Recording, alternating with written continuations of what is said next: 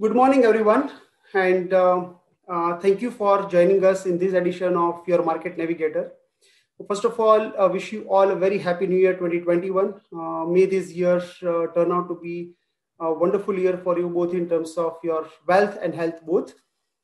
Today we have kept it as an exclusive session for the equity outlook for 2021, and for that we have our CIO equity Mahesh Patil, who will kind of walk us through his views on equity markets. And I'm sure, the 2020, the year, the way it has kind of panned out for us, I'm sure there will be lots and lots of questions for Mahesh that all of you would have, both in terms of how the equity market and general economy have kind of seen some sort of divergence in the last couple of quarters, and how it's currently kind of looking. And what is it that one should expect from here on, and how should one participate in equities? And I'm sure you would have lots of questions. You have in fact already received some 20-25 questions already by now. So if you have any questions, please put it on in the Q&A section. So the way we have structured this conversation is Mahesh will walk us through his views through the presentation for the next 30-35 minutes or so, and then we'll be taking some of the questions that you have for Mahesh. Thanks, Bhavdeep, and welcome all to this call. First of all, let me wish you a very happy and a prosperous 2021. Last year, if you look at it, 2020 was, it was unprecedented kind of a year. I think that would be an understatement. We saw huge amount of volatility, and if anybody would have told you that you would see such a large pandemic and the GDP will contract by around 10% or so, and where the economy would be and where the markets would be, I think nobody would have thought that the market now currently, which is at almost 15% higher than the pre-COVID peak, that was something which was nobody would have thought about it. So I think what really happened in 2020 was the large, just to summarize before I move on to the presentation, unprecedented response by the central banks globally and governments to provide the fiscal stimulus, easy monetary policy, huge amount of liquidity, which saw the reflation back into the market. So now as we look forward into this 2021, okay, what is it likely to for us to see over here?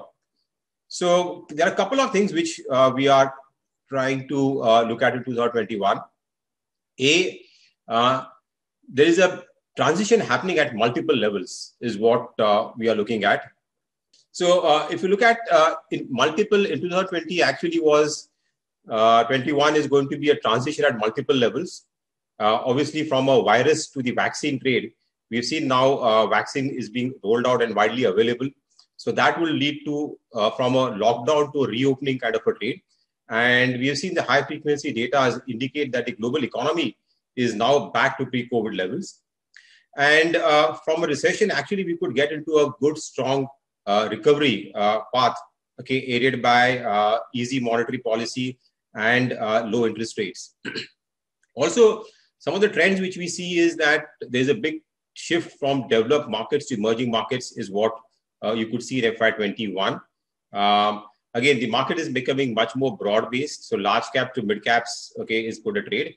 And from defensive to cyclical, these are the broad transitions which we see in 2021. Overall, I think the scenario looks like a kind of a Goldilocks scenario, okay, with the macroeconomic backdrop for equities looking very good. When I say Goldilocks, what do I mean is that we are actually getting into an environment where growth is going to bounce back pretty sharply. So we would have strong growth into FY21 and 22, and interest rates will remain low. And normally what happens is that when growth starts to go up, inflation moves up and interest rates go up, and then there is kind of a volatility in the markets. But I think at least in 2021, we are not seeing any increase in interest rates. So that's the kind of a Goldilocks scenario which will continue to drive risk sentiments for equity and should benefit emerging markets, including India. And we think that the Indian economy is at an inflection point. I mean, we had pre-COVID also, Indian economy was going through a kind of a slow phase. I think post the pandemic, the kind of reforms what we have done in the past and during this period has set a foundation for a very strong economic revival. And we are actually much ahead of a lot of people in industry in terms of our outlook on growth. We expect that we could probably go back to around 6 to 7% GDP growth once things normalize. So that's, I think, going to be a big structural change which we see in economic growth. And that will be driven by multiple factors. I mean, earlier economy was driven by consumption. I think we'll see investments also pick up. The government schemes like the production-linked incentive schemes should help revive private sector capex. The housing sector, which has been under kind of doldrums for the last 5 years, we expect them a good recovery going forward. And the banking sector and financial services sector is also likely to now come out of this crisis much stronger. The bank balance sheets have been strengthened and the NPAs should be manageable. So all these factors we think will lead to a new cycle, not only for economy, but also for earnings growth. And we expect very strong earnings growth from corporate India going forward, which will be much better than what we have seen in the last 5 years. And that will be the factor which will continue to drive the market from here, even though the fact that the market is looking slightly expensive. So that's in a nutshell, the outlook, what you're looking at. Just to take you through in 2020, what happened. So 2020 in many ways, okay, was a spectacular year in terms of not only the kind of correction what we saw in the GDP, but also the fact the response from the central banks was equally fast and swift. So if you look at the amount of liquidity which was infused by the central bank was unprecedented. I mean, if you compare to the 2008 global financial crisis, in that period, the balance sheets of the top 5 central banks, top 4 central banks increased by 2.4 trillion, which was 7% of GDP. This time around, it's expected to increase by almost $13 trillion, okay, which is almost 29% of GDP. So that is almost 3 to 4 times higher than that. And that huge amount of liquidity, along with cut in interest rates, as you know that the central banks also have a policy of very accommodative policy for interest rates. Real rates are now negative, and even below US, if you look at real rates, is now below what it was during the 2008 and 10 financial crisis. So that is going to be supportive for equity valuations, and that's one of the reasons why we saw the markets kind of bounce back so sharply. Apart from that, if you look at in this year, the rally also from the bottom was equally sharp. I mean, this was the fastest recovery what we saw in the markets, okay, since 1930s, right? If you look at in the chart over here, you see that the recovery from the bottom, this is for the S&P 500, was the fastest. And it was, again, the factor of the large stimulus, both fiscal stimulus as well as the monetary stimulus provided by the central banks. And the recovery market, to some extent, was polarized initially. Even earlier, prior to the crisis, the market was polarized. And we saw some of these technology stocks actually drive the rally during the when the pandemic struck. So the FANG stock, the top 5 FANG stocks, Apple, Microsoft, Amazon, Google, and Facebook accounted for 22% of the index capitalization. But now the market rally is spreading out. Okay, the breadth of the market is improving, and I think that trend will continue. In India, also we saw a sharp recovery from the bottom. The market fell down by around 40%. It's now up almost like 90% from the bottom. And the good thing, if you look at it over here, is that despite the crisis and despite the uncertainty, the breadth of the market has improved. So the mid-cap index, okay, and the small-cap index, if you look at it, that's actually done better in CY20 compared to the Nifty. Even while the defensive sectors did well, healthcare and IT index, we are seeing the consumer discretionary, consumer durables, auto, metals, and some of these cyclicals starting to now play out. And I think with the recovery in the economy, we should see these cyclicals starting to outperform in the coming years and in CY21. So coming to calendar year 2021, as I said, we are looking at transition at multiple levels. Okay, first, is transition from the virus to the vaccine trade. I think now virus is actually history. I think it's not going to really impact the economy or the markets. But just to note over here is that we've seen the global curve has flattened out. There was a scare about a second wave coming in US and in UK. But and the other good news is that the vaccine rollout has now taken momentum. We've seen nobody would have thought that the commercial launch of vaccine would happen in such a short time frame. But I think we've seen the commercial launch of vaccine in the US and the UK. In India also, the government has approved vaccination drive, and you will see the guidelines being implemented in the next couple of weeks or so. Also, even as the number of cases goes up in the Europe, I think the infrastructure is now in place. So we don't see any kind of a major disruption, okay, to the economy. Minor lockdowns could be there, but that's not going to really impact. And as the virus, as the vaccine, as more and more population gets the vaccine, you could see that the outlook on growth could improve, and we could see upgrades to global growth and earnings estimate continuing in FY 2021. If you look at the transition from lockdown to the reopening, I think this has happened pretty quickly. If you look at the global PMI indexes are now actually back to the pre-COVID levels, which suggests that the economic activity globally is now almost back to the pre-COVID levels. And in fact, if you look at the GDP bounce back this time around and compared to what happened during the global financial crisis, so that time around, US GDP declined by around 4% from its peak. This time around, the decline was around 10%. But the amount of time taken, okay, to come back to the earlier GDP numbers, this time around, it will be just about 8 quarters compared to 14 quarters. So again, the case in point here is that the sharp V-shaped recovery is what we're seeing in the market has really surprised. And as a result of that, we are seeing upgrade to GDP growth estimates, okay, much faster.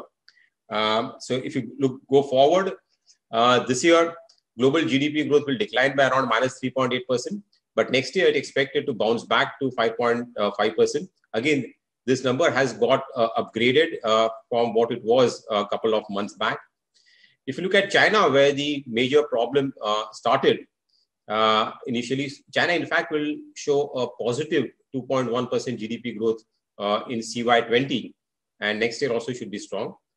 In India also, actually, the GDP, people were slightly, India was, the fall in GDP was much sharper because the government policy response in terms of fiscal response was somewhat less than what some of these global central banks have done. So we have seen a much sharper contraction in GDP in FY21. But I think we've seen again a good recovery. People are estimating that the GDP, initially they were talking about minus 10% GDP decline in FY21. We expect that number would actually be slightly surprised there positively, and you could see only a 6.5% decline. Next year, you could see around 12% increase in GDP, which is on a low base. But more importantly, what we think is that going forward from after FY23 onwards, we could actually, our GDP growth could be in the range of around 6 to 7% or even higher. And the reason for that, I think what we believe is that in India specifically, a lot of the structural reforms, what the government has done, and we'll talk about that going forward, and a revival in a lot of other sectors like the real estate sector would mean that India could actually grow at a rate which is faster than what it was there in the last 5 years.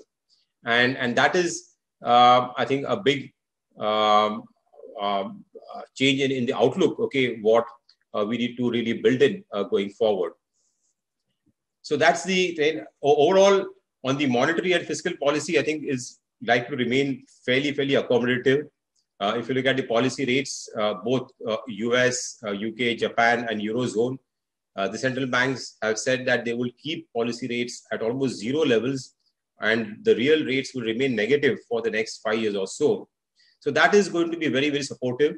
There is some fear about inflation peaking up because of the increase in commodity prices. But I think the central banks would overlook that and keep the monetary policy environment fairly accommodative. And that will continue to keep the risk-on environment, currently what we are seeing, continue for a longer period of time. Also, another big trend what we are seeing is that the US dollar is going to be in a kind of a depreciating mode going forward. In the last 3-4 years, US dollar was stronger because of weak global growth. But as the global growth recovers, okay, as the growth in the emerging markets goes up, and with such a large fiscal stimulus, fiscal deficit in the US dollar is already started to weaken. It's broken. The DXY index has gone below 90, and it's likely to weaken further. And that has got multiple ramifications, right? US dollar weakness is not only good for commodities, it's good for emerging market inflows. And we've seen that US dollar is a counter-cyclical currency. That means what it means is that whenever global growth outlook improves, okay, US dollar tends to weaken. Again, another transition, what we see in 2021 is transition from narrow tech-based and a defensive rally, okay, to a more broad-based rally into rotation into commodities, cyclicals, and value to some extent. Again, that is supported by, as you know, a weak US dollar is supportive for commodities. Also, the sharp rebound in global growth, okay, means that there is a good demand for commodities, and supply side there has been a constraint. So we've seen the commodity prices are now at kind of record highs, and some of the commodity companies, like in the metal space, would report, in fact, in this quarter, record profits.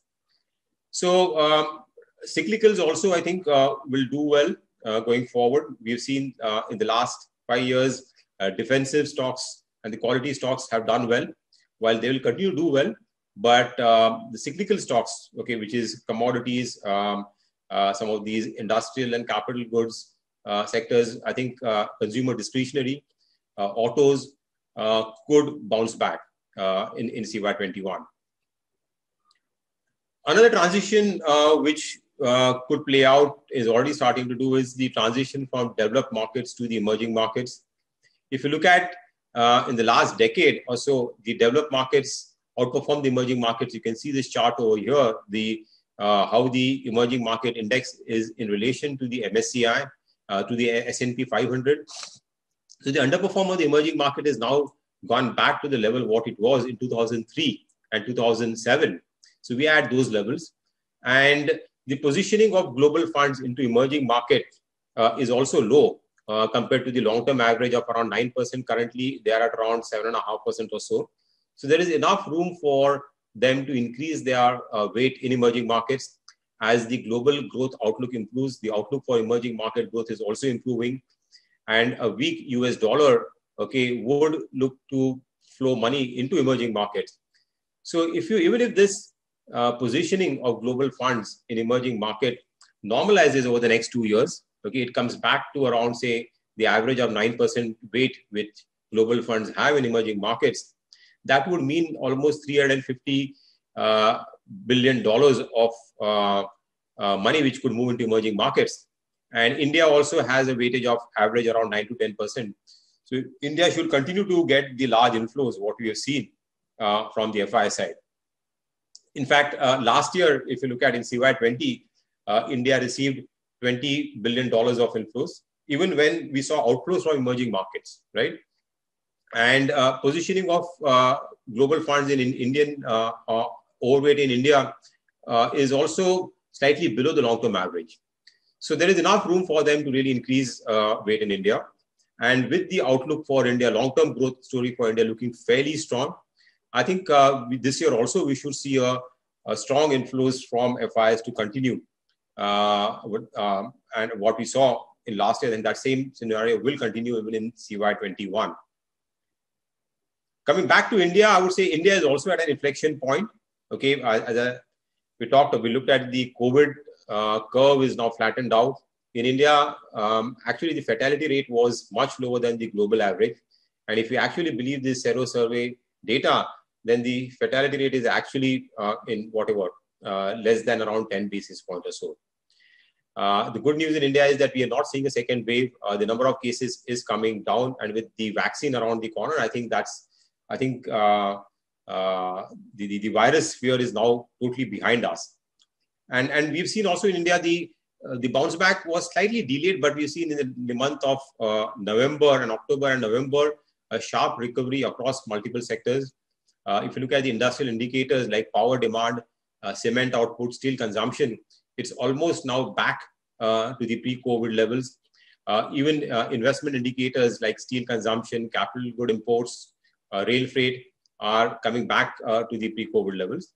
Also, GST collections in the month of November, which is a good indicator of how the economy is recovering, was at record high levels of 1,15,000 crores. And as we know, this December month, probably it could exceed that number. So clearly, the Indian economy is on a recovery path, and we should see growth momentum continue to sustain. There's some of the pent-up demand, okay, which is there, but even otherwise, I think with the macro conditions now easing, with lockdown getting reflected and a lot of sectors now coming back to normalcy, we think the growth momentum should continue. And the good thing for India was that in this period of slow, with the lockdown was there and GDP contracted, our rural economy did very well. And that was supported by good MSP price increases. Global food prices have also been fairly strong. Government also increased allocation to the rural sector by increase in the NREGA spends. And as a result, we saw the rural economy actually even in the month of May and June bounce back pretty sharply. And that was reflected in the volumes of tractor sales, okay, which actually reported a very strong positive growth. And that will continue, I think. The urban India, which has got impacted because of the virus, I think as the normalcy comes over there, we'll see the urban India also starting to participate in the growth. So all these things, because of the loose monetary policy, the government support, okay, and incentives which the government is really looking at towards getting the manufacturing sector back. We'll look into that later. Also, the housing sector, we think, which is depressed, should start to recover. And more importantly, the banking sector, which had gone through the financial services sector, which was supposed to be impacted because of large NPAs, is now looking much more, the NPAs is looking much more manageable. And as a result, we expect the GDP growth to bounce back next year to around 12% growth. And beyond that, which is most important, we think the growth rate could be around 6.5% to 7% in that range, which you think will be, if we're able to do that, okay, come back to around 7% potential growth rate beyond 2023, I think that will be a big achievement for us, and India will be one of the fastest growing economies. And what is going to drive that is I think the big policy reforms, okay, which the government has done in the last 5 years. A lot of the reforms were actually disruptive, right, which disrupted our growth, whether it was demonetization, GST, the RERA. All these were disruptive and impacted growth. But I think now we are coming out of that, and a lot of the reforms which are happening now in terms of the corporate tax card, the labor reforms, are going to be enablers for growth. Even the PLI scheme which the government has introduced for strengthening manufacturing is all going to stimulate growth. And I think the foundation is there in place for us. And with the macro environment also supportive globally, I think India could actually usher into a much more structural, higher growth period in the next 5 years or so. So just to look at some of the schemes which the government introduced, which was the Make in India theme, the push for Atmanirbhar Bharat. I think there are multiple factors which are driving this. One is obviously from the pull factors like in India, the infrastructure development which has happened has made it easy, and the high infrastructure costs which were there for manufacturing, that has come down. We'll have the dedicated freight corridor, okay, which will be operational by the end of this calendar year. The reform in labor, okay, and land, this thing is also going to benefit manufacturing. The cut in corporate tax rate, which was brought down to around 15%, will also stimulate new growth. And there are other push factors from global side, right? Because of what happened between China and during the COVID time, also a lot of companies globally found that the supply chain in China was pretty much impacted. And as a result, they are looking at various other alternatives for sourcing their raw material. And in that provides a good platform for Indian companies to really capture that market share. So even while the global growth, okay, our overall exports, global trade might not increase, India can take a large share from China. And we've seen that play out in a few sectors, like, for example, in the chemical sector. It's also seen in the pharmaceutical, especially the bulk drugs. And with the government incentive scheme, which they're talking about, PLI, you could see that spreading out to the textile sector, the auto ancillary sectors. And I think that is, if we're able to really get this thing going, then the overall investment cycle, which was down for the last 5 years, private sector capex was almost at a standstill. We could see a revival of that in the coming years. Already, we have seen a couple of large players. This is about the PLI scheme, where the government has going to give a 2 lakh crore incentives, right, scheme for various sectors. This has been rolled out for the mobile sector, the medical sector. It will extend to electronics, automobiles, pharma, textiles, and other sectors. And we've seen already large companies in the smartphone sectors like Samsung and Apple and Foxconn have announced large investment plans in India over the next 5 years. So if you have to get this thing right, then this can add an additional another 1 to 1.5% to GDP over the next 5 years is what is. And that would take our growth rate from what it was like 5.5% or 6% pre-COVID to the 7% growth rate, what we are looking at. Another pillar for revival in the economy is the real estate sector, which has again been kind of in a slow phase for the last 5 years. But again, here, there are a lot of enablers which are coming into place, which could see a revival in the whole real estate sector. If you look at the affordability levels now are kind of back to what it was around 10, 15 years back in 2004 and 5, because property prices have remained flat, income levels have gone up. So that's one first thing. Secondly is property is a large investment, right? A lot of, investments happen, people buy property. Most of them take a housing loan, and EMI is a large component.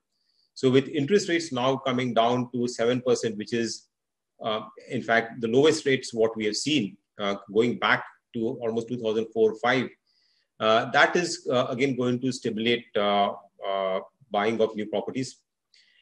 Also, the post-RERA, we've seen that a lot of developers, new projects which are coming in, where the investor confidence, buyer confidence is much higher. And a lot of the states like Maharashtra are incentivizing buyers to by cutting in the stamp duty rate. There is also a talk about cut in the premiums what they pay for FSI. So all these things I think is creating a very good environment for property market or real estate market to kickstart into a new cycle. Obviously, we are not expecting property prices to go up. So the demand will be led mainly by actual genuine buying rather than investor-led demand. But and already we've seen in the last couple of months, the property sales registrations in various states is showing an up move. So residential segment, I think if it picks up, that can provide a big stimulus to the economy, because it not only provides a huge generator of employment, but also a lot of ancillary sectors like steel, cement, and this thing are dependent on the housing sector. So, so besides housing, I think the banking is again is a large the backbone of the economy, and this the banking sector went through a large NPA crisis. Okay, in FY 17-18, then there was the NBFC problem which hit us in FY 19, and post COVID there was a concern that because of the job losses, slowdown the economy, banking NPAs will really balloon up. But I think what we're seeing right now, and because of the support from the government, the infusion of huge amount of liquidity, the NPA problem seems to be much more manageable, right? The increase in NPAs will probably aggregate level will not be more than 1%, and the banks are showing good amount of recoveries from people who had not paid during the lockdown period. and the collection efficiency levels for most of the larger banks is now in the level of around 94 to 95%. And a lot of these larger banks have raised capital in the last 4 to 5 months, and the capital ratios are now much more stronger. Balance sheets are much better, and they're in a good position to really provide the credit growth as the economy starts to recover. And that is very important. A good, healthy banking system is important for sustainable growth in the economy. Overall, the macro environment remains very conducive. As I mentioned, RBI has cut the policy rates sharply, and that was, we've seen this current RBI has been very, very responsive, okay, and the proactive measures they have taken has enabled, okay, for the economy, okay, to not go down and for sharp recovery, what we have seen. So I think the policy environment will remain accommodative. That's what the RBI has said. While we might not see any further rate cuts, but the rate should remain fairly stable. Even the fact that we've seen inflation is slowly starting to move its head higher. But our view is that inflation over 1 year down the line should remain within the RBI's broad target range, what they have talked about, 4 to 6% in that range. And the macro environment on the global front is also fairly positive. Current account deficit is, this year the current account will be actually positive because of the sharp slowdown and the fall in the imports, and oil prices came down. But even after things recover, the current account deficit should be fairly in the manageable range of, say, around 1% or so, which is good for India, because whenever current account deficit goes up, we see a lot of instability from the external flows. Also, Forex reserves, there's a huge amount of inflow, what we've seen from FDI and FIs, and our Forex reserves are now at record levels, almost to around $500 billion.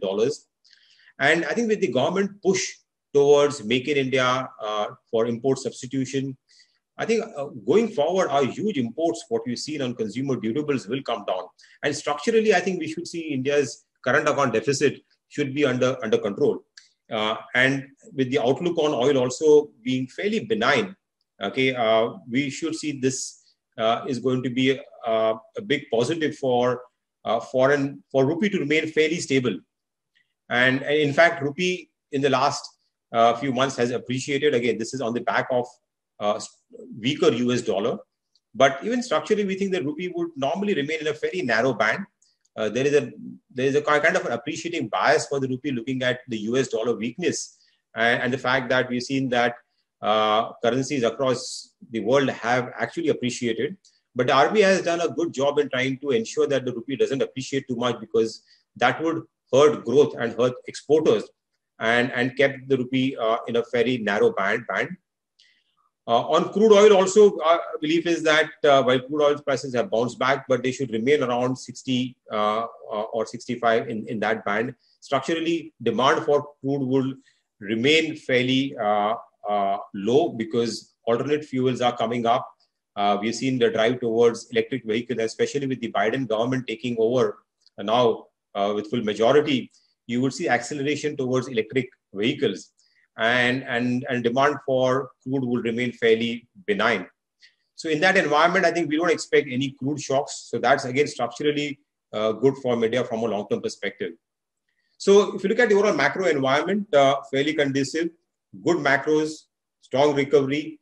I think that's a kind of foundation, okay, which is being laid. And that's the reason why the markets are so euphoric. And the valuation is also slightly expensive, and that scenario might continue. If you look at earnings growth, then everybody would have been surprised, right? In this quarter, in the September quarter, actually earnings showed a positive growth at a time when GDP growth contracted by 10%. And the reason for that are like a couple of reasons. A lot of the organized players and the big companies were able to manage this crisis much better. They were also able to gain market share. But Indian companies have, just like any other crisis, have really rolled up their sleeves and looked at various cost-cutting measures. So a lot of costs have been looked at fresh, and that has helped the companies to really, despite the top line decline, the EBITDA decline was not as much. And the good thing is that we expect almost like 20-25% of the cost savings, which have been reported in the last quarter, could actually sustain going forward as companies find new way of doing business and improve the efficiency. And that could help the companies to actually surprise on margins going forward. So we think that going forward from here, the earnings growth could actually surprise us. Like what we saw in this quarter, I think that was the first time we saw earnings getting upgraded. And in the last 5 years, if you look at in this chart over here, the Nifty earnings has been growing below the nominal GDP growth rate. And I think that catch up will happen in the next 3 to 5 years, where Nifty earnings growth could be higher than the long-term trend line growth, what we have seen for earnings. And again, driven by margin improvement, operating leverage kicking in, deleveraging, low interest rates. All these factors would lead to a higher earnings growth in the coming years. Again, as I mentioned earlier, we're coming into a new earnings upgrade cycle. For the first time, we have seen in the last 5 years, every year, if you look at, we start a year with a particular EPS and then it gets downgraded. So for the first time, we're seeing that getting upgraded. Again, this is driven by not only a lot of sectors actually have surprised. If you look at in this quarter, technology, IT companies have shown a big improvement in earnings because outlook for IT services, especially for digital, has improved significantly. Pharma sector has also shown a good improvement. But a lot of the cyclical sectors like auto, metals are seeing a very good uptick, both in volume also, but in terms of realization. Auto sector also will surprise very strong numbers in this quarter. So we're seeing an upgrade across both defensive as well as some of the cyclical sectors like auto, metals, and cement should show a strong earnings recovery. And the earnings growth for Nifty, we expect this year to be around 4% again, which is a big surprise. Nobody expected. Earlier, just a quarter back, we were looking at almost 10% decline in earnings in CY21. But we will end up at 4% growth. Next year, okay, earnings growth will look high because of the low base. But more importantly, I think after FY22, FY23 and beyond, we think that the earnings CAGR could be in the mid-teens, which is again going to be driven by not only the IT and other sectors, but also the cyclical sectors will come back, and also consumption, right? Especially discretionary consumption, consumer durables, autos, and this thing will drive the earnings growth. The good news is that this time around we're seeing a lot of sectors participating, right? Unlike in FY 18, 19, 20, there was some of the sectors which was going through a problem, whether it was the banking and financial services sector, whether it was the pharma sector earlier, or the telecom sector, or the metal sector. I think this time around, the earnings recovery is going to be driven by across multiple sectors. And that's why the recovery should be much more stronger and much more sustainable than what we have seen in the past. So the valuations clearly has been a concern, and that's what has to some extent kept investors a bit tentative what to do in this market. The P multiple looks fairly expensive from a trailing basis, Nifty P. But if you look at roll forward over the next 2 years, then the P multiple looks fairly reasonable, right? The 34 P multiple comes down to around 18 P multiple. Also, in this kind of environment, it's better to look at the price to book value multiple, which is not that expensive, right, compared to long-term average. It is just about that. So valuations are no doubt slightly higher than what would have liked. Market is, I wouldn't say very expensive if you really look at price to book value multiple and the fact that earnings are depressed, but it is not cheap exactly. And I think in the current environment where liquidity is good, where interest rates are low, the valuations will continue to remain expensive, and earnings growth, okay, long term is what you should expect will drive market returns. Another trend which we see playing out in this calendar year and probably even forward is that the breadth of the market is likely to improve. The mid and small cap sector, which underperformed significantly in CY 18 and CY 19 is likely to come back. We see, as you see in this chart, there is a strong correlation between the performance of mid cap and small cap, right? The relative performance I'm saying of mid and small cap vis-a-vis Nifty, and the GDP growth. So whenever GDP growth is strong, we see the mid cap outperform the large caps. And with a view that GDP domestic growth is likely to improve, we should see the mid and small cap probably will do better. Also, the earnings of mid and small cap are more linked to the domestic economy. And with the revival over there, one should expect a decent performance from mid and small cap. We already seen that in the last 3 to 6 months, the mid and small cap is starting to outperform, and that trend could continue. So I think these are the broader trends and transitions what we are looking at. Just to summarize our view on the equity markets, I would say that clearly the vaccine is now, the virus fear is now behind us. I think we should not bother about that. I think it's not going to impact. The focus will be back in terms of recovery, and we see the recovery will be driven mainly by domestic cyclicals. Financials will also come back fairly strongly in 2021. The markets seems to be fairly priced, okay, at this point in time. But over a medium term, we think that continuous upgrade to economic growth and earning estimate. I mean, we are slightly ahead of the market, I would say, in terms of our outlook on growth. But we believe that market will also come to terms with that. So you could see continuous earnings upgrade and upgrade to even economic growth, which will continue to drive the market higher from here, even though the valuations are slightly on the higher side. So if you take a longer term view from here on the market for the next 3 years, we think that even from here, the market can give us around 10 to 12% CAGR for the Nifty. Again, in this scenario, typically even large caps will do well, but mid and small caps could typically outperform the large caps. And we expect the breadth of the market will improve and will be spread across multiple sectors and stocks, which in a way will be good for generating alpha. As you know, the funds, a lot of investors would have seen that the fund returns in the last 2 years would probably be lower than the benchmark returns. I think as the market breadth improves, we would see a better chances for fund managers to outperform the benchmark. And we think better alpha generation for active fund managers than what it has been in the last 2 years. So that can add an additional 1 or 2% higher returns to what Nifty could give in the next 3 years. And I think we are in a cusp of a new cycle. At these levels, I would say that investors need not throw, should be a bit cautious over here. But at the same time, looking at the long-term returns, okay, what the markets could offer, should continue with the SIP. Any correction in the market should be bought into, though we don't expect a very large correction because of the amount of liquidity which is there. But I mean, markets tend to offer the opportunity. I think one should take that. And lump sum investment can be spread over a period of the next 2 to 3 months. In terms of broader themes which we like are consumption, I think especially discretionary consumption, small ticket consumer durables, for example. I think with the whole revival in the housing sector and post-lockdown, I think there are a lot of emphasis on home improvement. And we're seeing demand for consumer durables showing a very strong traction. And looking at the low penetration in this category, there could be a long-term structural demand over there. Even auto ancillaries could also are seeing a good pickup and recovery. That should continue to do well as normalcy comes in.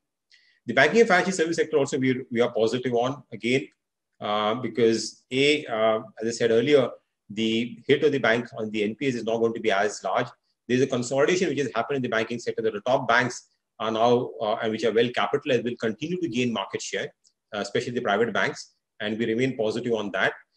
Even corporate banks are seeing a normalization, stabilization in the NPL scenario, and we don't see any big ticket increase in the corporate NPA cycle. And within the financial, the insurance sector also is a more structural sector where we're driven by low penetration and increased focus towards health cover will drive a structural growth in the insurance sector. Because of the revival to some extent which we see on the investment side, especially capex driven by the Atmanirbhar Bharat and the PLI scheme, the industrial and capital goods sector could also see a revival in the coming years, and that could be a good cyclical sector to look at.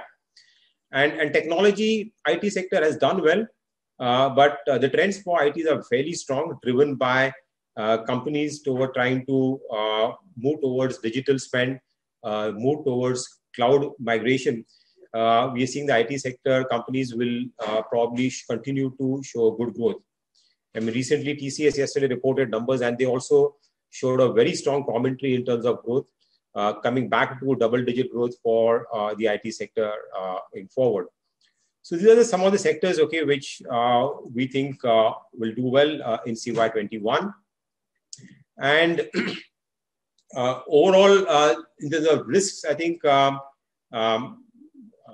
the global front, I think any increase in taxes, okay, the Biden government tries to increase corporate taxes, that could be sentimentally negative. At the same time, also they will go in for a large fiscal stimulus, so that should kind of balance out. Inflation, if it goes up, okay, and the way commodity prices are currently going up, that can be some kind of risk, because 10-year bond yields in US are starting to inch up. But overall policy environment for central banks, I think, will remain fairly benign. They're not going to increase the policy rates, but it could lead to some volatility. On the domestic side, I think the risk could be lack of fiscal stimulus. I think the budget is around the corner. If the fiscal stimulus is not as great as what is expected, I think market could be a bit disappointed. But I think that is something we'll have to wait and watch. Overall, in terms of asset allocation on equities, I think we continue to maintain that equities should continue to have a slightly higher allocation in the overall asset allocation, even at current levels. But within equity, I think the large allocation can be made towards the multi-cap fund, because with the broader rally in the market, multi-cap will be the best play across the market capitalization.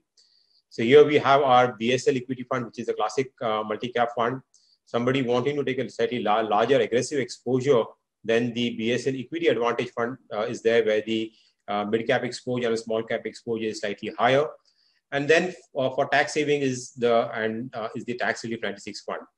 After that, I think the large cap will also continue to do well. I mean, because the way the post-COVID and even before, we've seen the large and big companies continue to do well and able to manage the shocks much better. And in that space, BSL Frontline Equity Fund, which is a more diversified and broad-based fund, I think with the market breadth improving now, Frontline Equity should be able to do much better and than what it was there in the last couple of years. And we're already seeing this fund come back. And somebody wanted to play a larger focused, concentrated strategy. We have the focused equity fund. Mid and small cap also, as I mentioned, we should have some allocation over there. And in that space, BSL small cap fund is something which I would recommend. We've seen a transition of this fund now as an analyst-driven fund. And a lot of our analyst top ideas are getting implemented in this small cap fund. If somebody wants to be a thematic fund theme, then I would recommend the banking and financial services fund.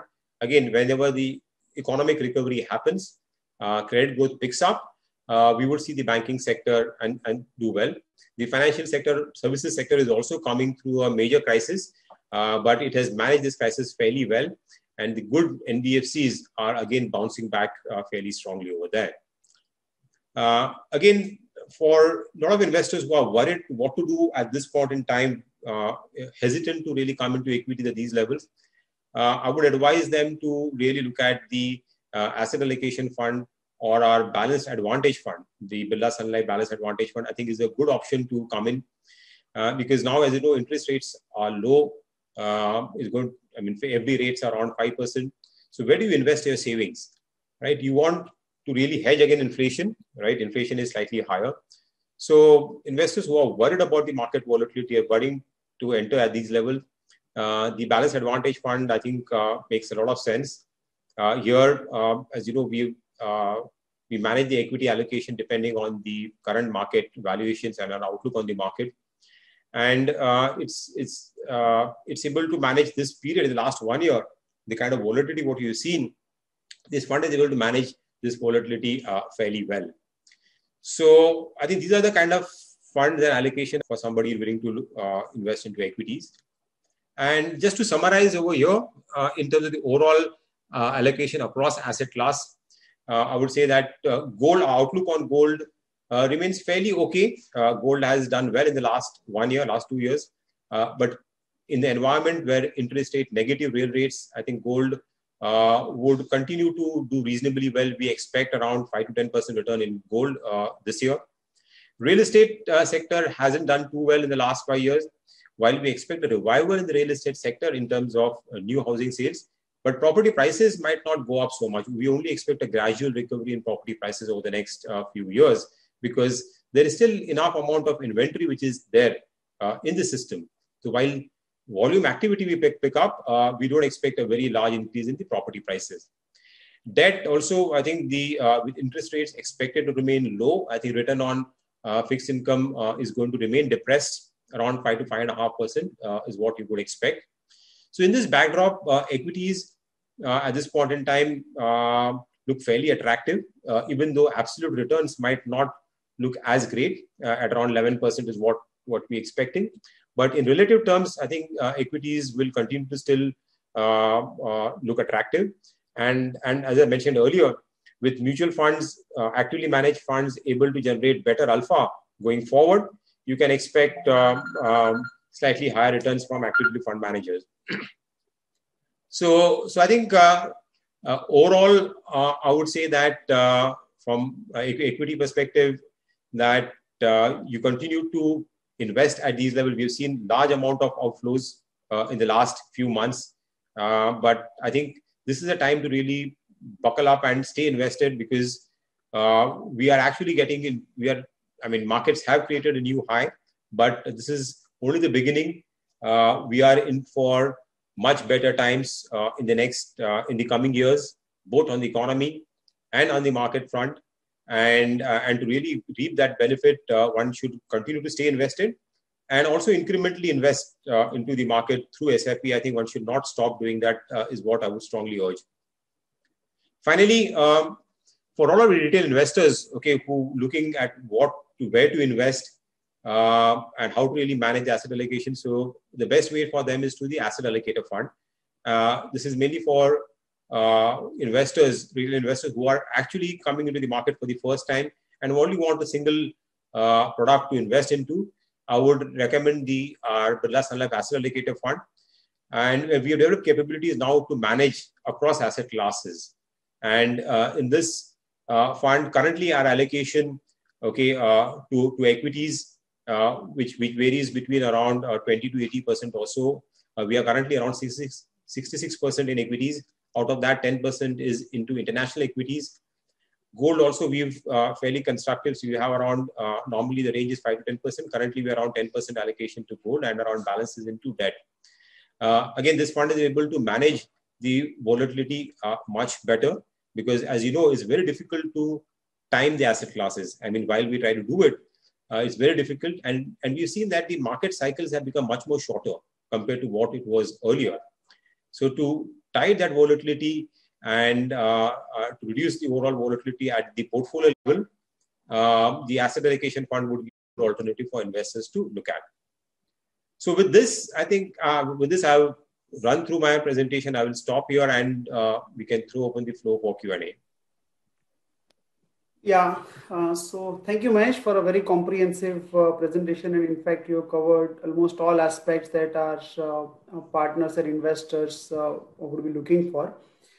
So there are a few questions which are, anyways, I think you in one or the other way you have addressed those questions, but still specific to these queries, if you have any further comment or remarks to make. So let me just read out a few of the questions our investors and partners have to ask. One question is from Tapash Chakraborty, and he's asking, P ratio of Nifty is at all-time high. How far the Nifty may go and when the market may correct? So essentially, well, you have spoken about the fundamental changes that have taken place and the prospects of recovery. Would you like to address this part? So the Nifty P multiple looks high because of the earnings are depressed. And as we see reflation back into the economy, and earnings growth could actually surprise. As I said earlier, many companies have been able to, if you look at the large organized players, they have been able to manage this crisis much better. there are a lot of efficiency gains which companies have looked at in this period, and some of these will continue going forward. And if you really factor in that and look at the growth in earnings over the next 2 to 3 years, then the P multiple on a trailing basis comes down from 36, 37 to around 17, 18, which doesn't look that high. So, and again, considering the fact that the interest rates are low, right, and going to remain low for an extended period of time, your multiples would normally could be slightly justified higher multiple, right? Because your cost of capital goes down. And also relatively vis-a-vis earnings yield to bond yield, that ratio also starts to look favorable, which can justify a slightly higher P multiple. So we think that structurally, the P multiples over the next few years could be higher than the long-term average. It would, and because of the good macro conditions, right? So whenever the macro is supportive, the valuations tends to be higher than what the normal levels would be. And then macro conditions will remain conducive for the next few years. Okay. So that's the view on the multiple. So one need not be too worried. Obviously, one should be a bit cautious, because what happens is when you're buying something which is expensive, then your margin of safety goes down, right? And to that extent, your return expectations will also go down. So, as a consequence of that, we are not expecting any further re-rating in multiples, and our return expectations are also much more moderate. Normally, if your earnings growth is so strong over the next 2 years, your market returns will be much higher. But because the fact that our starting point is slightly higher, your overall returns would be much more moderate, I would say. Yeah. And in terms of correction in the market, I think it can happen. I mean, we have been waiting for a correction for the last couple of months, but it has been elusive. Markets have been ignoring all the negatives and climbing up. But any unknown risk can really come in and give you, there could be a correction, but the strength is very strong, and the liquidity flow and the support which is there, I would expect that unless there is no other major crisis, I think the correction will be tuned up around 10 to 12% in that range. Okay, that's helpful. And Mahesh, on the question of valuation multiple, does it also have to do with the all-time low interest rate? Is there any relationship between interest rate, levels of interest rate and the P multiple in equity markets? So, see, the P multiple is a function of 2-3 things. One is your earnings growth, right? What is the forward earnings growth? What you're expecting? It's also a function about what cycle you are in, right? Yeah. See, if you are at the bottom of the cycle, then earnings are depressed. So you would willing to give a slightly higher multiple at depressed because you expect the growth recovery to be much better. And the third factor is the interest rate, right? If interest rates are lower, then because your discounting rate is lower, right? So the present value of future cash flows is much higher. So at lower interest rates, the multiples tend to, one can justify a slightly higher P multiple for the same level of earnings. If earnings remaining and the growth remaining same, a lower interest rate assumption could increase the P multiples. Yeah, fair enough. Umesh, another question is from one of our participants, Mr. Gurmit Singh. He asked, Mahesh, FII and retail Robinhood investors are pumping funds in market. Why do you think mutual fund equity investors are withdrawing money? So on one hand,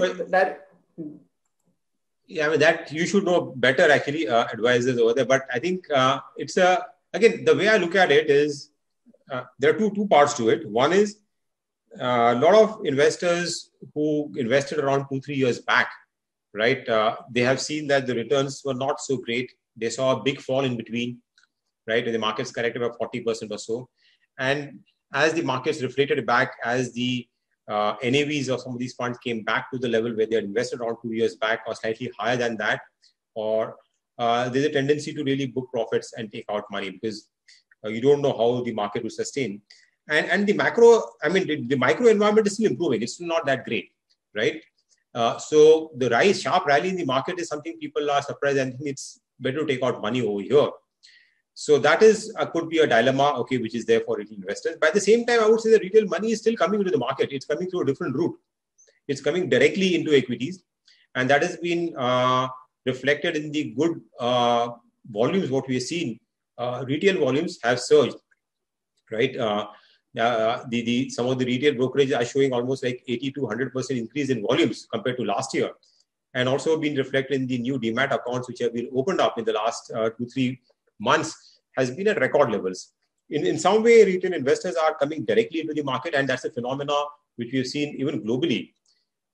Because in this period, during this pandemic, a lot of people are working from home, and probably they have more time to really manage their investments or dabbling into equity markets directly. And that money is, in a way, coming directly into equities.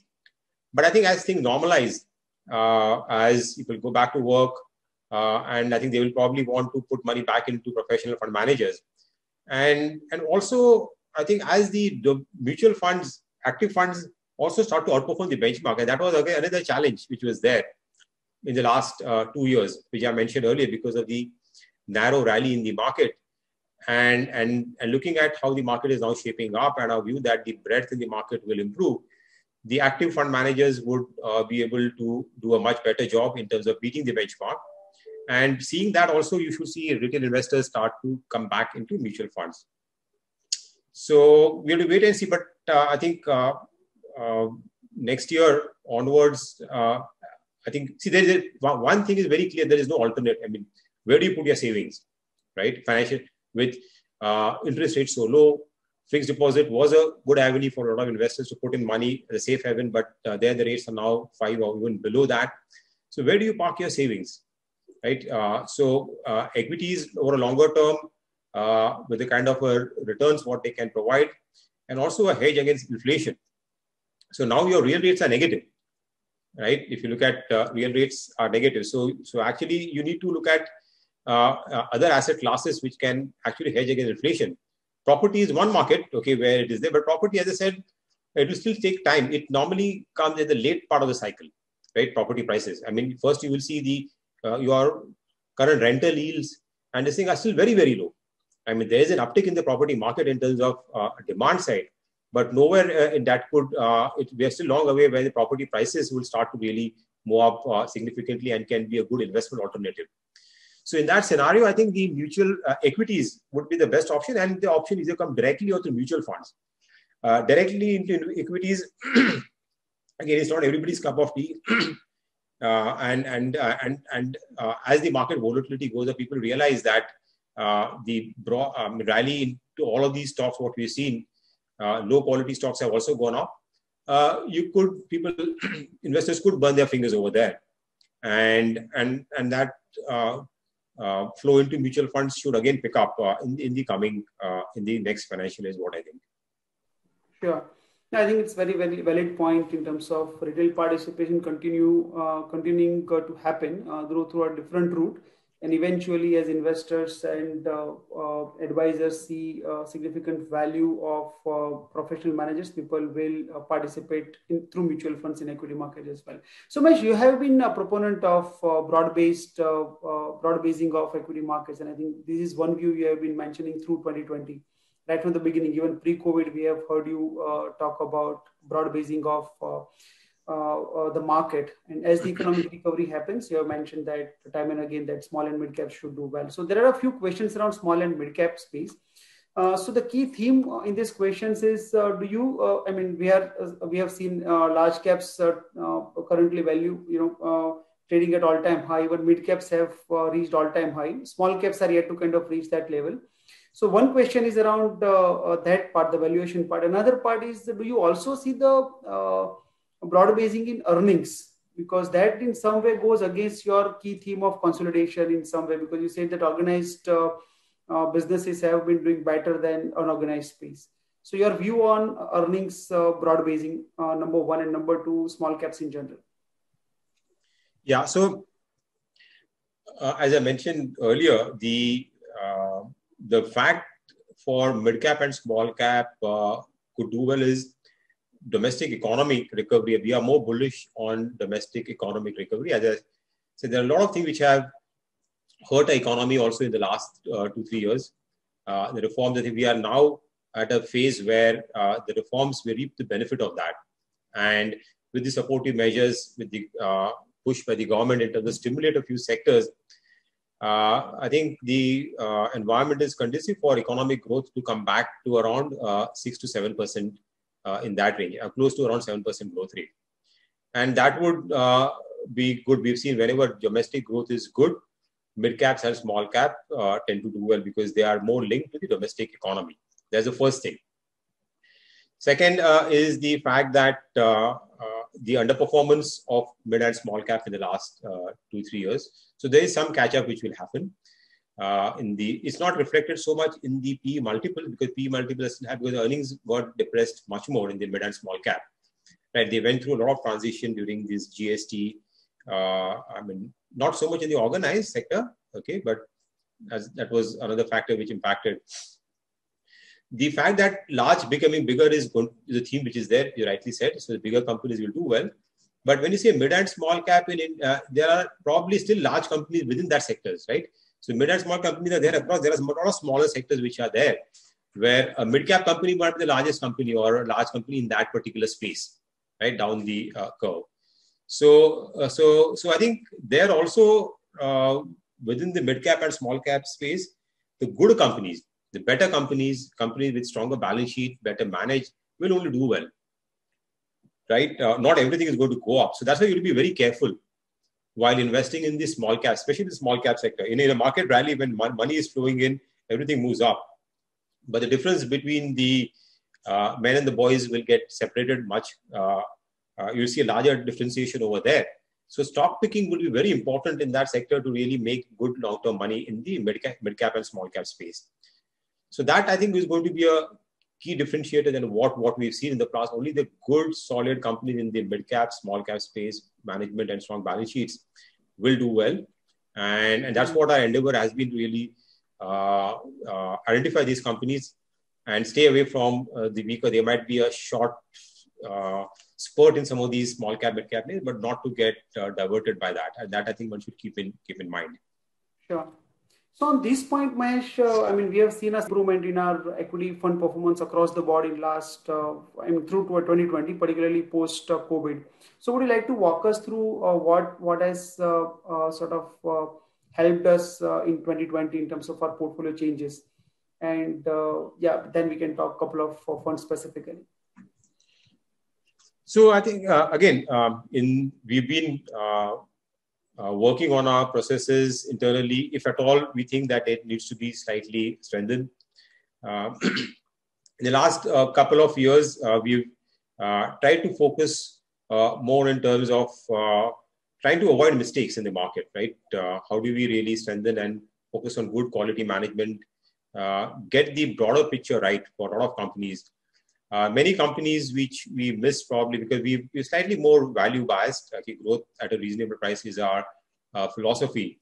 So a lot of the high growth companies which did very well in the last 3 years became very expensive, and we missed some of these to participate in those companies. We try to really look at some of these high growth companies a bit differently, look at the larger picture, larger narrative, and take a longer term view. And adjusted our models to buy them at a slightly higher valuation than what a traditional matrix would have suggested. And in this market correction, when the COVID crisis happened, everything fell down, and we took that opportunity to really buy some of these good quality, high growth names in our portfolio. So that helped us. Again, our portfolio also, we have tried to do some amount of consolidation without trying to do larger, because we still believe a more diversified portfolio is especially suited in this kind of market environment. But minor consolidation, which we did in our funds, and try to weed out companies, okay, where we thought that the growth outlook might not be to our expectations. So we took a review of that and weeded out some of our underperformers in the portfolio without taking a totally unbiased view, really, right? Is what we did. And to some extent, we've also realigned our portfolio responsibilities. We did some changes in our portfolio to get a sharper focus over there. That has also given a fillip to a lot of our funds, okay, which were underperforming. But more importantly, I think our mechanism of trying to review mechanism is what we have strengthened into review underperformance in a stock or in a portfolio. We have a strong review mechanism in place, review meetings internally to look at new ideas, also look at laggards in the portfolio and take corrective actions much more earlier. And then finally, I would say that taking these macro calls, especially at the sector levels, some of these calls which you took and benefited us. Like for example, in the pharma sector, we took an early call last year or even before that, and that benefited us. So internal mechanism for reviewing the macro, okay, taking inputs from our debt team also, and internal discussions. We've tried to really streamline that effort. Obviously, you can't get the macro calls right every time, and especially at a time when there is a large, quick sector rotation happening very fast. Our focus will still be upon mainly on bottom-up stock picking. Our whole process of identifying new stocks and idea generation is where I think we'll focus on. And yeah, so I think nothing new. I think there was a phase, okay, which was there in CY 18 and 19. I think even before that, the same team, the same processes, we had delivered very strong performance. And I think with minor tweaking in some of these areas, we're confident that we should be able to exhibit the strong performance what we have done in the past, even going forward. Sure, Mahesh. That's quite helpful. Particularly, you spoke about how we are kind of strengthening our processes. Portfolio responsibilities have been kind of reallocated, and that has really helped. And getting some of the sector decisions right, including pharma. Of course, I'm sure all our viewers would know that in middle of 2019 we had launched our pharma fund, and since then we have been kind of been fairly bullish on this particular sector, and that has really helped us. Also, you spoke about relation of macro for getting the sector rotation right. So these are the things that have really helped us, is what you mentioned. One question we had, Mahesh, was around in some way product only, but yes, actually a couple of questions. I just let me go through the product level question. But meanwhile, there are a couple of questions on the FII investing and what does it mean for what does it mean? So Mr. Breach Gopal Roy and Hemant Sharma are asking questions around FII, and particularly with invest 10 years US Treasury also kind of crossing 1%. How do you see FII participation in Indian equity markets? Well, you spoke about emerging market, positive view of FIIs in general. How do you see that impacting Indian equity markets in 2021? On the FII side, I think clearly one big trend which we are seeing going forward is that more flows into emerging markets, right, compared to what it was in the last 5 years. And that has been driven by, as I said, weak US dollar, slightly better macro, better growth in emerging markets, again on the back of slightly better commodity outlook. and structural underweight, okay, what global funds have had on emerging markets, the underweight is now pretty large, so they need to correct that if at all. So that that's a broader trend, and that will benefit India because India weightage, whatever in the emerging market, should benefit to that extent. Also, recently we've seen that India's weight in emerging markets has gone up, and we've seen that point in time MSCI rebalance happens, good amount of inflow comes in. Recently also we've seen that in China weightage has gone down, right? China not weightage has gone down, but there's a lot of restrictions which US is putting on some of the Chinese companies, and they have been excluded from trading. To that extent, the China's weight in the indices, which had gone up actually a year back, can get impacted if they restrict trading in a few technology names or other stocks. So that can reduce China weight and put a higher allocation to other emerging markets, including India. So that is the broader trend. And within emerging markets, I think India's outlook for growth looks fairly robust. And India is a much more diversified market. And traditionally, funds have had a larger overweight in India. So there is, and that overweight used to be like 5%. of 4 to 5% vis-a-vis the India's weight in the index. That has come down to around 2.5-3%. So there is room for that could also go up. So that is a broader thing. But yeah, obviously there could be volatility in terms of flows depending on how the macro and the global risk appetite changes. It could be either because of US 10-year bond yields spiking up a bit based on how inflation moves up. That could lead to short-term volatility and volatility into or outflows across not only emerging markets but outflows out of equities. But these are temporary factors. I don't see any major risks, okay, at this point in time in terms of the policy framework changing. Okay, even if inflation goes up in this year, that should not really change any kind of a policy response from the central banks because they have committed to keep interest rates low. So I think barring few periods, okay, where you could see some blips, I think structurally, I think we should see good, strong inflows into emerging markets and India even in this calendar year. I mean, last year, as I mentioned, last year was a very turbulent year, right? And emerging markets saw huge outflows, almost 37 or something you showed in the... No, it's almost like $30 billion, right? And India got $20 billion of inflows. And see, what happens is that in India, because of the structural story, if there is a good company which is coming to the market, see, these are passive flows I'm talking about, right? Mm-hmm. Active flows can come in India in a big way, and which we saw last year. Whenever there's a large company which goes to the market to raise money, there are a lot of large funds, global funds or pension funds, sovereign wealth funds, we tend to participate. Like last year we saw Kotak Mahindra Bank raised money, ICICI Bank raised money, Axis Bank raised money, big amount of money, HDFC. There are a lot of these sovereign wealth funds which actually bought into that. And that was the reason why we saw the large $20 billion of inflows into India in the last calendar year. So that appetite remains for Indian paper, for good quality Indian paper from foreign investors. Interesting. And Mahesh, on related point, as you mentioned that this such kind of FII participation in India has certain reasons, and you talked about structural reforms and structural changes that have happened in India over the last few years, particularly in 2020.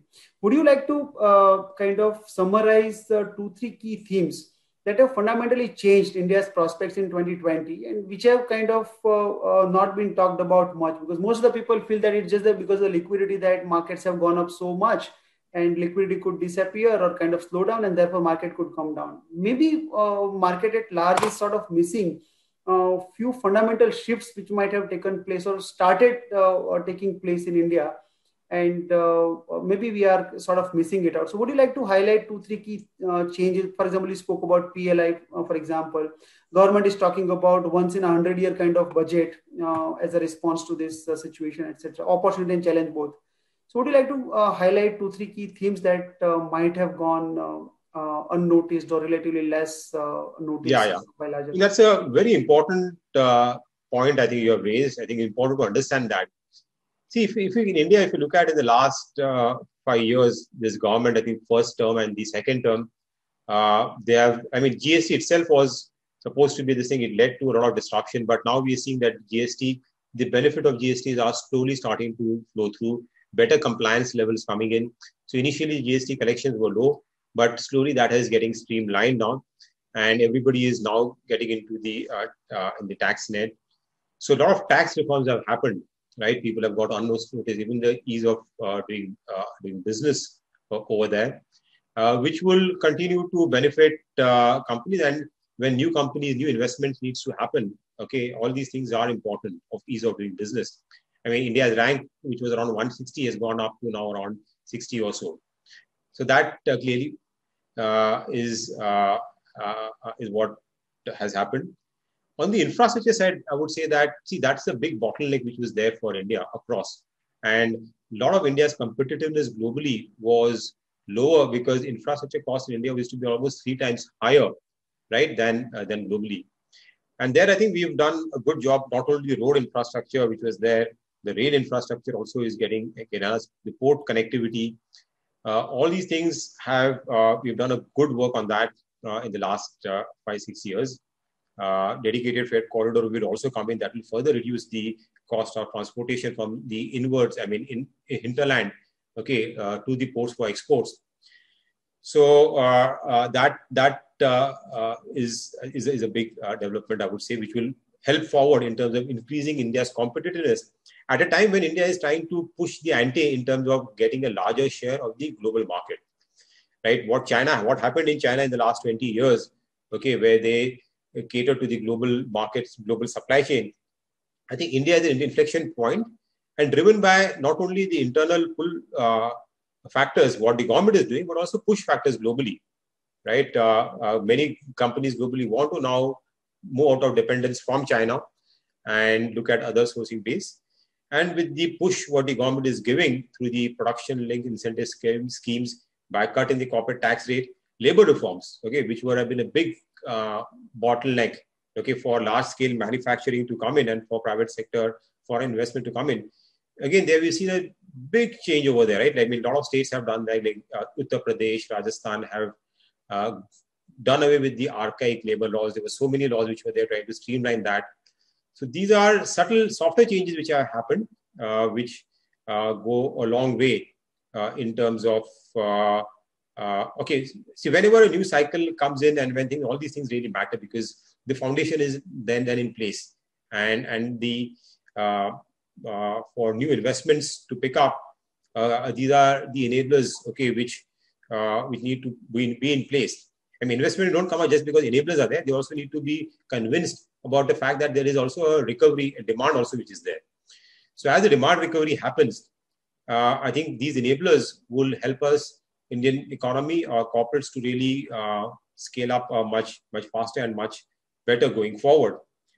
And as a result of that, we believe that India's growth rate, which was there, I mean, in the last 5 years, which had come down significantly compared to his traditional growth rate, which used to be around 8-9% or so. It had come down to around 5 to 6, 5.5-6% was the growth rate, which had come down pre-COVID. I think that can move up a bit higher if some of these measures are implemented properly, and with a broader macro environment remaining fairly conducive. I think we can see that big change play out. Also, as I talked about, real estate sector, which is, again, was a big backbone of the economy, was down for last 5 years. That can also be a big game changer going forward. Again, a lot of enablers coming in place. We talked about that. Interest rates coming down, affordability, which was gap, which was there now at a lower level. The reforms in the real estate sector, now there is much more confidence in the buyers to buy and purchase new houses, right? Under the new RERA regime. Developers are now being able to access capital now, deleverage much better. I think the larger players, right? They're able to monetize some of their assets, commercial assets, right? Through REITs, right? So REITs have come up in a big way. So that provides an alternative source of funding for real estate, because otherwise your money is to get blocked, and you can refinance. And there is a lot of appetite coming in from a lot of these PE fund as well as pension funds. Okay, so we've seen huge deals being done on the REIT side, Blackstone, for example, or some of the others, Canadian pension funds, buying some of the REIT assets. So that provides liquidity, okay, for the money to move out, and for developers to really liquidate some of their assets and find the capital to put money into newer avenues of growth. So all these things are really, I mean, big shifts in what was there. I mean, that revolution in the whole financial markets also, because the flow of liquidity is very, very important. And the government also has actually looked at various avenues to manage the fiscal challenge, right? Doing off-balance sheet kind of funding. There is fiscal constraint which is there, which limits the government ability to directly invest. But looking at off-balance sheet alternatives, trying to leverage some of the other institutions, okay, which are government institutions, okay, by providing some seed capital and getting foreign money there to leverage that to fund the growth in the infrastructure. All these are changes, I think, which will pave a long way to support growth from a medium to long-term perspective. Yeah, I think interesting, and I think this question is something which we kind of have been receiving all now and then, and I'm sure many people who are not even asking questions have this at top of their mind. And all that you talked about government initiated reforms, the structural liquidity which is coming in through this global private equity players, because of which Indian corporates can kind of, particularly in commercial real estate that you talked about, they can monetize their assets and redeploy their money somewhere else. So I think the point, the takeaway for me from this answer is that there are certain very solid and fundamental reasons why markets have gone up the way they have gone up, and it's not just the liquidity factor which is being generally talked about, and that's something which we which might be useful for us as the mutual fund professionals and even investors to kind of remember. You also talked about, Mahesh, the GDP growth. You said this year we might contract by 6.5%, but subsequent year in FY22 and 23, it will essentially over a 3-year period, we'll still be kind of in the 6% GDP range, including this year's contraction. So to that extent, GDP growth looks good, and with these reforms, it's important to know how the markets have behaved. A couple of questions, Mahesh, on the our product side. First of all, kudos to you for a wonderful turnaround and a strong comeback in equities in 2020. Whether it's our ABSL equity advantage, balanced advantage, most of our hybrid funds, whether it's regular savings, 95 equity savings, etc. One question is around our flagship fund, which is Frontline Equity. So can you just share a little in terms of portfolio changes that you have made, and what are the prospects for our flagship fund, Frontline Equity? Yeah, so Frontline Equity Fund, again, it's been a diversified fund. Our nature has been to identify companies of the benchmark, take some bets which are contrarian and play that out to generate outperformance. And that didn't work out as well in CY 18 and 19, the narrow rally in the market. But I think as the market breadth is improving, we are finding more opportunities, and some of our calls are actually playing out. We have done some amount of consolidation in the fund in terms of the number of stocks, not too much, but looked at the portfolio, some of these, there was always some amount of value bias which was there, which didn't work out as well because the market has been a growth market.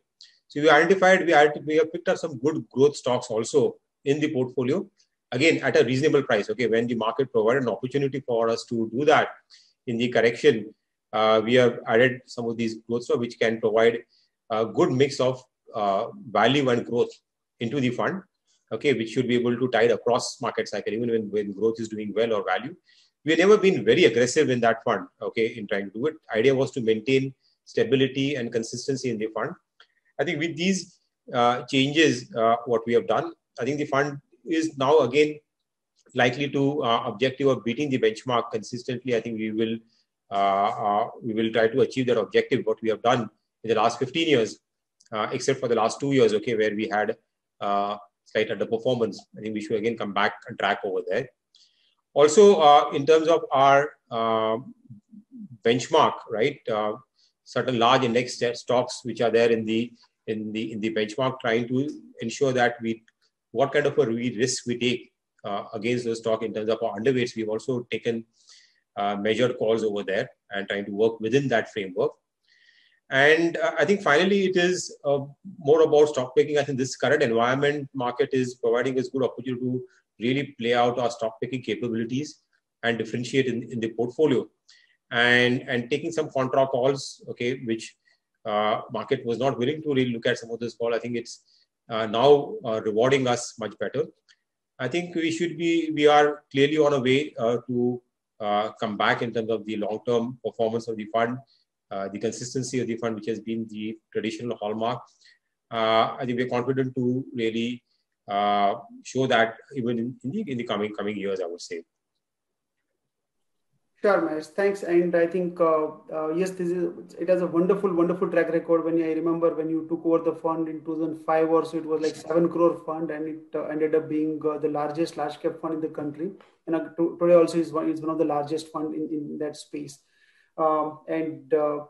Thank you for that answer. And actually, we are running out of time. We because of the annual outlook, we kind of kept it 1.5 hours. There are quite a few questions still pending. Maybe we'll take it up in the next session.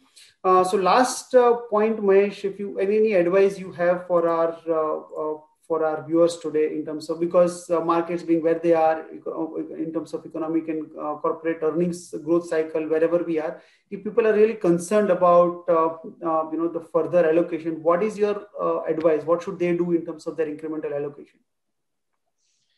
So I would say that it's always difficult to time the market.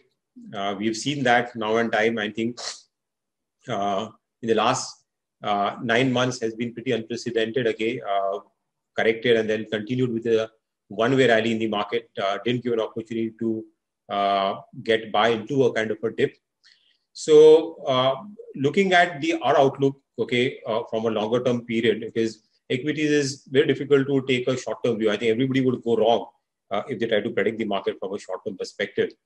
But the risk reward still looks fairly decent. Okay, if your return expectations are reasonable, I think the markets will continue to deliver that. Don't wait for the markets to correct. I think continue with your investments. Daily savings, I think we need to continue to invest into equities. Keep a slightly, even at these levels, I would say that allocation to equity can be slightly higher than your target allocation than what you have, because they will still give you risk reward even from these levels. And any market correction which comes in, I think that's the time when there is a lot of fear which is there, right? There could be a reason, and you would, at that point in time, you would feel that it could go down further. Use those dips to get in, okay? Whatever underweight you would have on equities, okay, to correct that period. And stay, I think this is a market where you will see a lot of sectors participating. So I think a multi-cap diversified approach, I think, would be a good, no need to really get into some aggressive themes. I think that while you can still do for savvy investors, but for general investors, a diversified fund would be the best option to invest into. And if you are at all worried about the market volatility at these levels, okay, worried there could be a correction, then I would suggest that, strongly advise that you invest into a balanced advantage fund. Okay, it has shown that across market cycles and volatility, it's been able to do a good job in terms of lowering the volatility and give a reasonable return. I think 8 to 10% return in that band is what one can expect, which is still good, because instead of putting money into large amount of money into debt or into fixed income or bank deposits and waiting for a market correction, it will be better at this point in time to at least enter into the market and participate that through asset allocation fund or a balanced advantage fund, because that will still give you better returns than FD. And then if you feel that one needs to move from that into a diversified fund at the appropriate time, one can do that move. Yeah, that's perfect. Since you talked about balanced advantage fund, and I think we have had I think I remember beginning of the financial year we had about 80% exposure, and as we speak, it has sort of come down below 40%. And this is a valuation-based asset allocation model. Given where we are in terms of P multiple, and in our initial conversation, we spoke about P multiple and how it could really change. One has to really look at it differently. Would you like to talk very lastly, and this is the last question, on the balanced advantage fund side? How does the P model kind of work now in this new normal? Have you made any changes there, or are we looking at making changes? For example, Vineet spoke about, when he was last on this show, he spoke about consolidated P and adjusted P, etc. So would you like to just very briefly talk about how are we managing it now? No, so I think, we look at P multiple is one of the factors, but also the P has to be looked into in terms of the market cycle where we are in, right? And not just look at the absolute P multiple. Also look at interest rates, okay, what they are, as we talked about earlier, that also has an impact on the P multiple. And then look at the allocation. Also, a lot of companies were reporting losses. So you have to look at the adjusted earnings, right? Take away companies which are reporting losses and then look at the adjusted or the positive earnings to really look at the true picture. Otherwise, it can vitiate the EPS at the aggregate level. So these are some of the things which we look at beyond just looking at the normal PE multiple. Currently, I think because the market is slightly ahead of fundamentals, and that will normally what is going to happen, right? In a recovery phase, the fundamentals will always be catching up. Market will be ahead, and you could and the expectations also will be slightly much more muted. So market or earnings could also continue to surprise positively. So one has to really factor that into before when you're making that equity allocation to override your normal PE bands. Okay, what the normal model, traditional model would suggest. So I think you have to have an overlay about the PE with all these factors to factor in and then come out with the true level of market valuations, which you feel it is than what is apparently reflected by the trailing PE multiple. Right. And we have done that pretty well in this period and tried the market up move also. Okay, when the market rallied, we were pretty well positioned to capture that. At these levels, because the market has rallied very sharply, we've now the equity allocation has gone down. But again, we will at the appropriate time, again correction, again we'll have an opportunity to again increase that equity allocation. And given the concerns and views people have on the equity markets, maybe this is the best way to participate in terms of incremental allocation, because fund managers can change the allocation very quickly compared to the investors, given the sharp market movements either side. So thank you very much, Mahesh, for all your views and for guidance and inputs that you have shared with all our viewers today. I hope it was useful. Thank you very much, Mahesh, and thank you very much, everyone, for joining us in this session of your Market Navigator. Have a wonderful weekend ahead. Thank you, Mahesh.